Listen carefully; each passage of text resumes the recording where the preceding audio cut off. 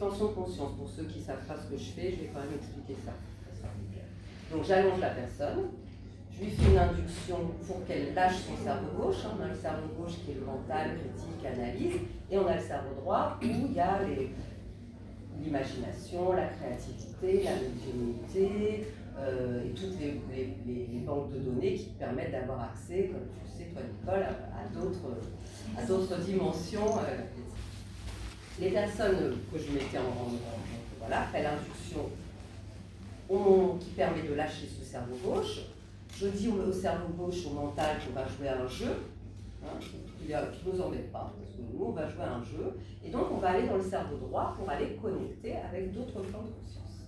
Et comme on joue à un jeu, je vais faire très hollywoodienne, je vais emmener dans un canal temporel, où je vais faire des grands bruitages, et voilà, et qui vont permettre que la personne puisse aller dans ce cerveau droit. Et une fois qu'on est dans le cerveau droit, donc tout va se créer au fur et à mesure. Donc moi je vais toujours poser les questions au conditionnel pour ne pas bloquer le cerveau gauche, parce qu'il va être toujours là. On expanse. Pourquoi j'adore le terme expansion de conscience plutôt qu'hypnose? Je mets hypnose parce que comme ça les gens ils comprennent mieux ce que je fais. Mais expansion de conscience, on expanse la conscience. La conscience, alors il y a deux écoles, il y a les physiciens, les médecins, etc., qui partent du principe que c'est le cerveau qui crée la conscience. Et il y a une autre école, dont fait partie Philippe Guillemont, un physicien qu'on connaît bien, et Jean-Jacques Charbonnier et d'autres médecins, qui vont dire que c'est la conscience qui crée le cerveau, mais la réalité en fait. C'est comme un champ d'unité qui va créer tout ce qu'il y a sur tout ce qu'il y a. J'allais dire sur Terre, mais c'est même pas que sur Terre, tout ce qu'il y a. Et donc, pour pouvoir avoir accès à ça, voilà, il faut lâcher vraiment le cerveau gauche. Donc voilà, on dit nous on joue un jeu, tu ne viens pas nous embêter. Et les questions conditionnelles, pour pas qu'ils se la ramènent. Donc voilà, si vous étiez arrivé quelque part, vous seriez plutôt à l'intérieur, à l'extérieur, c'est parfait, Michel. Et donc, la personne doit dire la première chose qui lui vient, sachant que quand on dit la première chose qui nous vient, c'est ce qu'on appelle l'intuition, l'imagination, et que nous, dans notre société, le mot imagination est galvaudé, on croit qu'on invente. Or, si on dit bien la première réponse qui nous vient, ça va être justement ce que notre âme, notre conscience supérieure, veut que nous disions. Si on dit intérieur, c'est parce que voilà, il faut dire, elle veut qu'on dise intérieur. Et il ne faut surtout pas réfléchir, parce que si vous dites je suis à l'intérieur, oh bah oui, moi là on est dans l'invention, c'est pas pareil. Il y a l'imagination, la magie de l'âme qui agit, donc on laisse venir la première idée. Et une fois que la personne va dire la première idée intérieure, je vais demander est-ce que vous seriez plutôt un homme, une femme, un enfant? Très vite, hop, un enfant par exemple, hop, et tout va se dessiner le cadre, c'est magique. Je sais pas, voilà, Sandy et tout, les images viennent. C'est naturel, tout se dessine, on va avoir, voilà, on est au Moyen-Âge, on habite dans une maison comme ça, j'ai une femme comme ça, là je suis habillée comme ça, j'ai des sabots, j'ai des cils, tout va se dessiner comme ça, de façon magique. Il y a aussi des couleurs qui peuvent arriver. Des couleurs, il y en a avec des odeurs, je me rappelle toujours ce monsieur qui mangeait un cassoulet au Moyen-Âge et qui avait l'odeur de son cassoulet du Moyen-Âge. Donc ça dépend de la facilité de la personne. Il y en a qui sont plus visuels, d'autres ça va venir comme des idées. On sait qu'on est là, dans une cuisine, qu'il y a ça, mais il ne va pas y avoir. Moi par exemple, j'ai des flashs, mais j'ai pas des films. Vous deux, vous avez des films. J'ai des films aussi. Flash film. Le ressenti Ouais, qui se transforme en image. Et donc voilà. Et donc, tout ça pour vous dire qu'on arrive dans une autre vie, donc le cadre se dessine. Comme avant la séance, on va demander la raison de la séance. Donc soit on va demander à libérer la chose la plus importante pour la personne pour qu'elle soit dans la sérénité, soit la personne vient avec une demande précise. Donc je ressens une tristesse depuis que je suis née, je ne sais pas pourquoi, tout va bien dans ma vie. Donc on va demander d'aller libérer par exemple la tristesse. Ou alors je ne sais pas pourquoi, d'habitude je suis tout le temps calme, mais j'ai toujours une colère comme s'il y avait quelqu'un d'autre qui était là à me mettre en colère, à provoquer cette colère. Donc on va demander soit quelque chose de précis, soit du large. Et à la fin de la vie, donc on libère, on règle la problématique de la personne, bien sûr, on ne fait pas juste du tourisme, comme on faisait avant dans la régression dans les vies antérieures, on voyait, voilà, c'était bien, on repartait. Non, là on va sur place et on va libérer les problématiques. Et à la fin de la vie, celle qu'au début on regarde si l'âme est remontée à la lumière. Et il y avait plein d'âmes qui me disent, enfin plein de personnes qui étaient donc allongées, qui me disaient non, je suis toujours encore là-bas. Toi tu me l'as fait le fantôme d'ailleurs. Alors, tu t'en rappelles du fantôme? On va la raconter tout à l'heure. À qui tu parles? À toi. À moi? Oui, je m'en souviens. Donc, on appelle le fantôme, en fait une amérante. Elles étaient en amérante, plein de personnes étaient en amérante dans une autre vie. Donc si elles sont en amérante et qu'elles me disent je suis encore là-bas, elles ne pouvaient pas être là en même temps devant moi, parce que nous, la réincarnation, on vient, on fait notre vie, hop, on remonte à la lumière, hop, qu'est-ce qu'on va faire là maintenant comme plan, hop, et on va redescendre, tout ça. Donc, moi je pensais que c'était ça, l'histoire. Et là, plusieurs personnes me disent non, je ne suis pas remontée, je suis toujours là-bas. Et donc voilà, comme mes séances, c'est vraiment, nos séances, parce que j'ai des praticiennes ici que je vous présenterai, c'est vraiment, le temps n'existe pas, c'est la première base. Le temps n'existe pas. Donc on joue avec le temps, on a une petite télécommande, et on joue, on avance, on recule, etc. Donc là, elle n'est pas remontée, qu'est-ce qu'on va faire? On va rembobiner pour qu'elle retourne dans son corps juste avant de mourir, parce que c'est juste avant de mourir que les émotions sont greffées. Après, vous me poserez des questions, parce que je vous lance tout comme ça, c'est peut-être pas évident. Et donc, on va rembobiner et on va libérer la personne des émotions qui lui empêchent. Parce que qu'est-ce qui nous empêche de remonter à la lumière? On le voit aussi en transgénérationnel pour nos ancêtres, qui va faire la fidélité familiale consciente. C'est les émotions au moment de mourir, qui fait qu'il y a quelque chose de pas réglé. Donc je me disais, voilà, c'est bizarre, ils ne sont pas remontés à la lumière alors qu'ils sont là devant moi. Après, j'avais des personnes qui me racontaient des vies où, donc notamment une dame qui était née en 65 et qui me raconte une vie dans les années 60. Alors elle vient me voir pour la peur de conduire. Elle ne pouvait plus prendre sa voiture, elle ne pouvait pas prendre sa voiture sur l'autoroute, elle était terrorisée de conduire. Et donc elle vient me voir en séance pour ça, et donc on arrive dans une vie où elle me dit être dans les années 70, fin 60, début 70, avec une espèce de grosse voiture, et elle a un accident de voiture et elle meurt de l'accident de voiture, et il y avait ses enfants dans la voiture qui meurent aussi. Donc qu'est-ce qu'elle a? L'âme, elle n'est pas remontée à la lumière parce que justement, il y a la culpabilité, j'ai tué mes enfants, etc. Donc, je vous expliquerai après, on a même une possibilité de changer les lignes de temps parce que ce n'est pas des vies antérieures. Donc, et maintenant, cette personne conduit sans problème. Mais là, pareil, mon esprit, alors elle est née en 65, on dit qu'elle est dans les années 70, qu'est-ce que c'est que Zélia? Et j'en ai plein comme ça, en fait, où j'ai une dame qui vient me voir pour son poids, et là, on arrive sur une aire d'autoroute où une petite fille mange du coca avec des chips. Donc, ce coca avec des chips, c'est pareil, hein, c'est pas dans les années 30. Donc, elle me décrit même la voiture, etc. Là, pareil, on était dans le début des années 80. Enfin bref, donc je commence à réfléchir, et comme on est enquêteur, quand on fait de l'expansion de conscience, je commence à demander à des sujets qui partent très très bien. Alors partir très très bien, ça veut dire quoi? Ça veut dire savoir lâcher son cerveau gauche et d'y aller, quoi. C'est ça, les personnes qui partent bien. Et donc là, je commence à demander, est-ce que la réincarnation existe? Et on a on demande ça quand on est hors espace-temps. Hein, donc on va imaginer, hein, c'est des présupposés, hein, tout ce que je vous raconte, hein, je ne suis pas la science infuse. On va imaginer qu'on est dans une matrice, dans un espace-temps, et que notre conscience, elle est hors espace-temps. Alors, il y a on peut appeler ça l'entrevie. Hein, il y a des livres, je ne sais pas si vous connaissez Michael Newton. Voilà, exactement. L'entrevie où on prépare l'incarnation, tout ça. Donc, je mettais ces personnes en entrevie et je demandais est-ce que la réincarnation existe?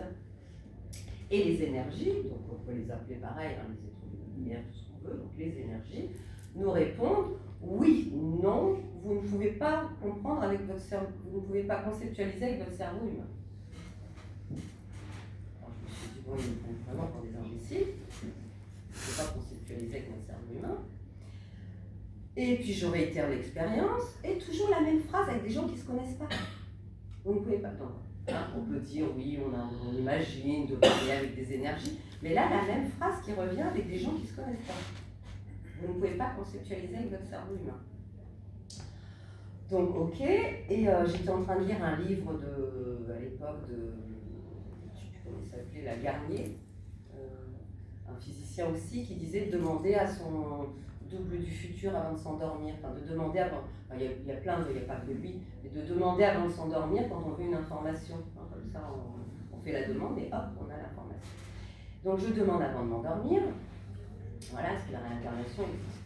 Et là, je commence à faire des rêves lucides, des trucs bizarres. Donc rêve lucide, c'est on rêve, mais on sait qu'on rêve. Mais on dort, mais on sait qu'on rêve. C'est très bizarre, un rêve lucide. Et donc, je suis dans un rêve lucide, et j'ouvre un frigo, et je prends un jus d'orange, et je sens vraiment le truc du jus d'orange. Vraiment, on dirait vraiment que je suis dans la réalité. Je mange quelque chose, je ne sais plus ce que c'était. Pareil, j'ai le goût, etc.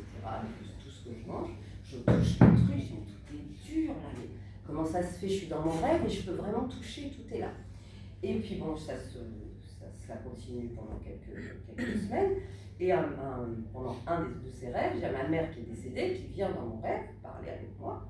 Et je me souviens de prendre la tête comme ça dans les mains. Et le matin, je me réveille vraiment avec la texture favorisée, voilà, cette impression que j'avais dans les mains. Donc ça a commencé par des rêves lucides. Après, c'était une histoire donc j'étais toujours dans mon rêve. J'étais dans un endroit et je touchais quelque chose d'autre et ça faisait comme de l'eau suspendue. Comme si, là, à côté de nous. En fait, c'est ça les autres fréquences. Hein, on n'est pas capable de les sentir tant qu'on n'est pas en expansion de conscience. Donc comme de l'eau suspendue, et donc je passe ma tête et là je vois la réalité dans laquelle je vis là. C'est très bizarre. Et donc ça continue, et une nuit j'entends le mot 7. Et je savais, quand on dit entendre, c'est pas entendre, hein, vraiment, c'est comme la médiumnité, hein, ça vient comme ça. Et donc c'était écrit S-E-T-H. Voilà, c'est un prénom, 7. Donc tout le matin je me réveille avec ça dans la tête, 7. Je ne fais pas attention, là, qui s'appelle le livre de 7 que j'avais acheté mais au moins 20 ans avant. Et que j'avais commencé à lire en disant mais n'importe quoi, c'est de la science-fiction. J'avais vraiment remis sur le côté. Et là, j'ouvre une page au hasard et il y a écrit la réincarnation est une version simplifiée pour vous humains. Le livre est dur, bon, c'est trop génial ça. Je commence je regarde qui est ce 7. Donc en fait, 7, c'est une énergie, on va dire, qui a été canalisée dans les années 60 par une médium qui s'appelle Jane Roberts. Et qui en fait, ce 7, c'est le chef de file de toute notre spiritualité actuelle. Deepak Chopra, Eckhart Tolle, voilà, tous ceux qu'on connaît, les grands noms, se réfèrent à cette énergie 7. Et donc, je commence à étudier 7, etc. Et là, j'ai les réponses à toutes mes questions, en fait. Donc, je vais vous lire 2-3 trucs de 7, parce que je lis vraiment ces paroles, parce que comme si on récupérait un savoir de ce qui se passe réellement. Donc, 9-7, je ne vais pas vous dire, je vous dis juste des petits passages. En réalité, vous êtes très peu au fait de votre environnement dans son acception la plus large. Alors, vous pouvez fermer les yeux, parce que c'est vraiment ça, une intégration. Considérez votre soi présent comme un acteur interprétant une pièce. La scène se passe au XXe siècle. Vous créez les accessoires, la mise en scène, l'argument. En fait, vous écrivez, produisez et interprétez la totalité du spectacle, vous et chacun de ceux qui en font partie. Vous vous identifiez tellement à vos rôles, vous êtes à ce point fasciné par la réalité que vous avez créée, vous vous impliquez de telle façon dans les problèmes, les provocations, les espoirs et les peines éprouvées par chacun des personnages, que vous en avez oublié que ceux-ci sont votre propre création. Ce drame très émouvant, avec ses tragédies et ses joies, peut être comparé à votre vie actuelle, à votre milieu présent, tant sur le plan individuel que sur le plan collectif. Mais au même moment, d'autres pièces se jouent auxquelles vous prenez également part. Elles ont leur propre décor, leurs propres accessoires, elles ont lieu à des époques différentes. L'une peut avoir pour titre la vie au XIIe siècle ou l'encens avant Jésus-Christ, l'an 8000 de notre ère. Et là encore, vous êtes créateur et interprète. Cette partie de votre personnalité totale s'identifie tellement à cette action que vous ne vous rendez pas compte des autres pièces dans lesquelles vous tenez un rôle. Vous n'êtes pas conscient de votre réalité multidimensionnelle.